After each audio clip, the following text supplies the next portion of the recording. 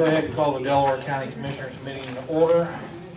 It is Monday, October 2nd, 2017, 9 a.m. Everybody could stand, do a moment of silence for the people out in Las Vegas.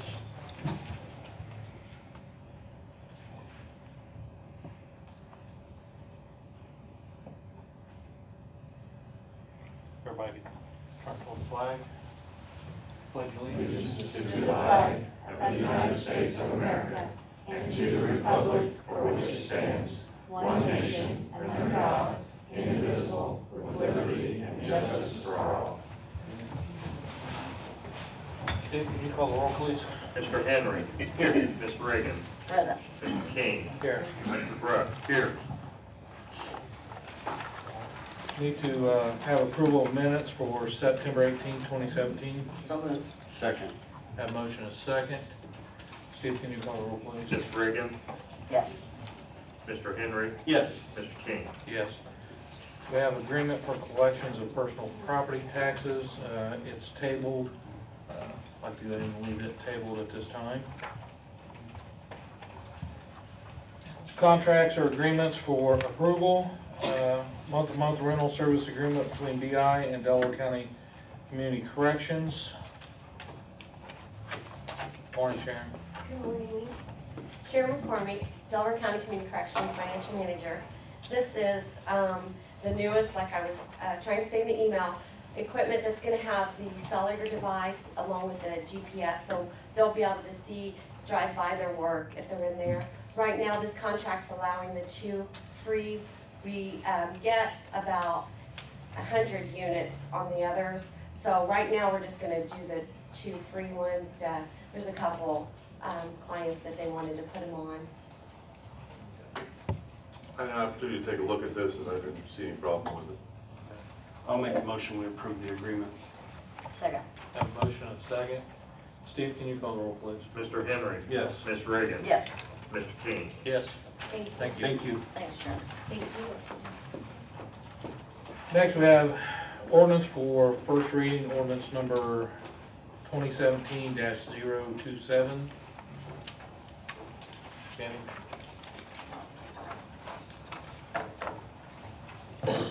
Good morning, Jamie Banger, Administrator of the Health Department.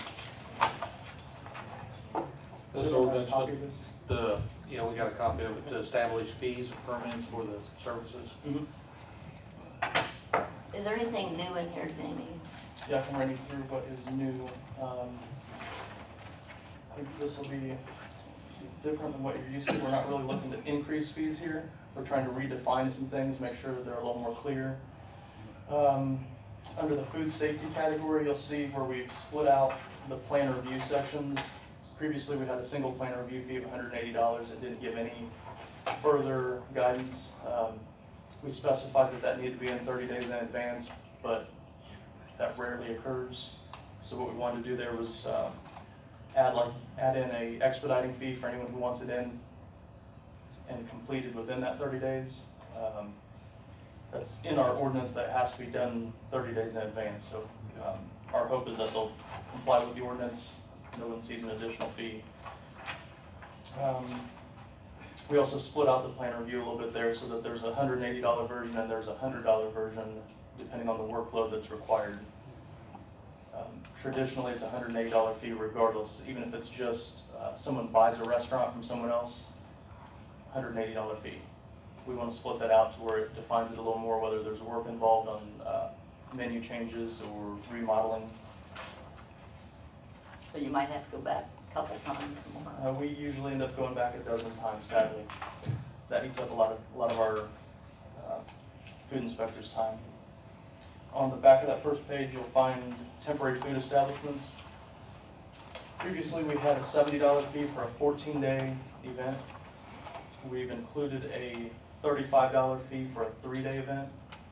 I've gotten a lot of feedback about how, there will be events downtown where they'll have a single day, and the $70 fee is pretty steep for someone to come in and try to sell food for a single day, so therefore they don't end up getting a lot of food vendors.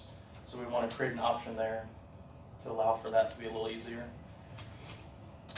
Just under that, you'll see annual temporary food establishment for $250.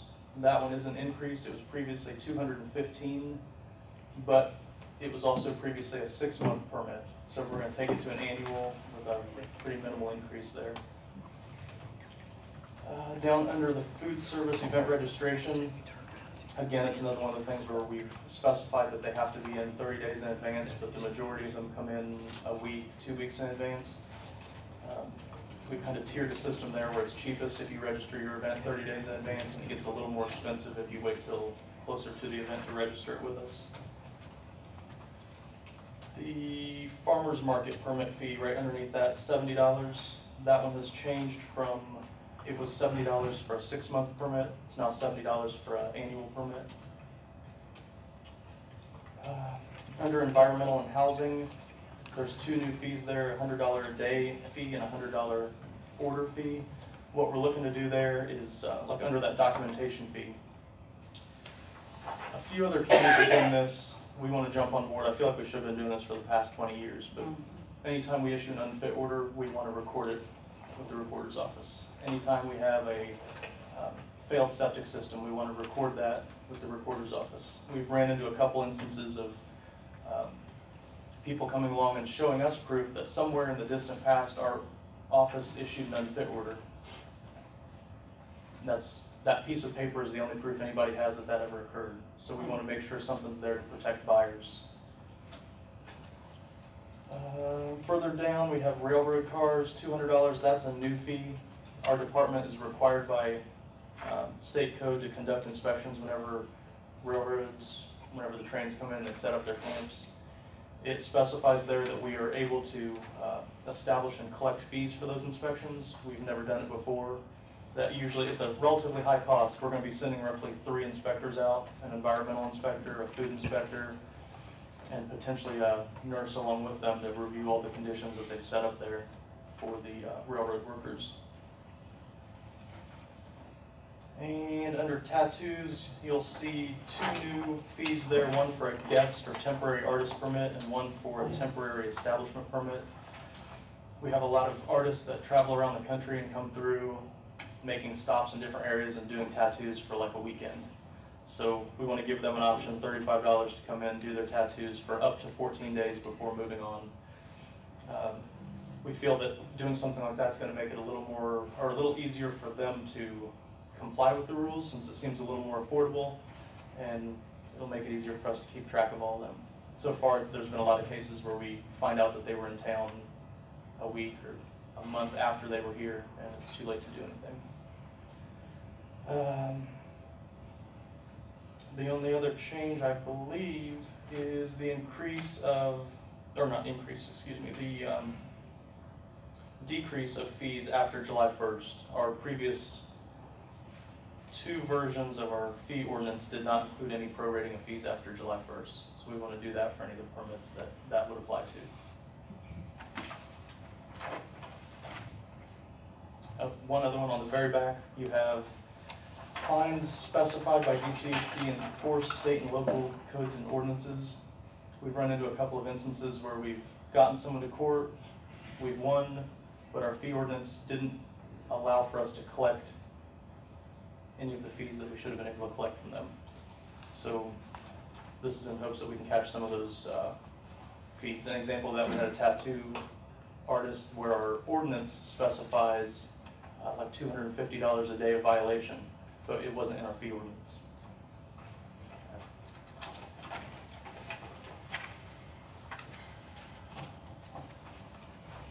You've done some homework here, I think. I'm glad to find out that the food markets were not really penalizing them as rumor was. So I appreciate that. I make a motion we introduce ordinance number 2017-027. Second. Have a motion to introduce. Steve, can you call the roll, please? Ms. Reagan, Yes. Mr. Henry, Yes. Mr. King. Yes. Thank you.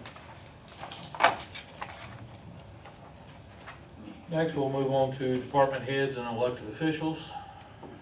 I've got 2 things.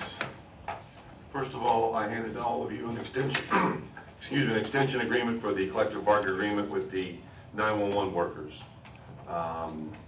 Their contract expired September 9th, and it really should be extended to November 15th, which is the same as the sheriff's deputies and the jail and correctional officers contract. So I would recommend that we, the commissioners approve the extension agreement. I'll make a motion, we approve the extension agreement. Second. Got a motion and a second. Steve, can you call the roll, please? Mr. Henry. Yes. Ms. Reagan. Yes. Mr. King. Yes. Also, there were some findings of fact on the grievance. I made a typographical error, and so I just want to approve I handed it to you ahead of the time on one of the 911 employees. It doesn't change the outcome, it just fixes one of my typos, so. I'll make a motion, we approve the finding of fact and grievance. Second. Got a motion and a second. Steve, can you call the roll? Ms. Reagan. Yes. Mr. Henry. Yes. Mr. King. Yes. That's all that I have. So, everybody received their reports from weights and measures. Yes. Move on the payment of claims in the amount of $1,052,157.10.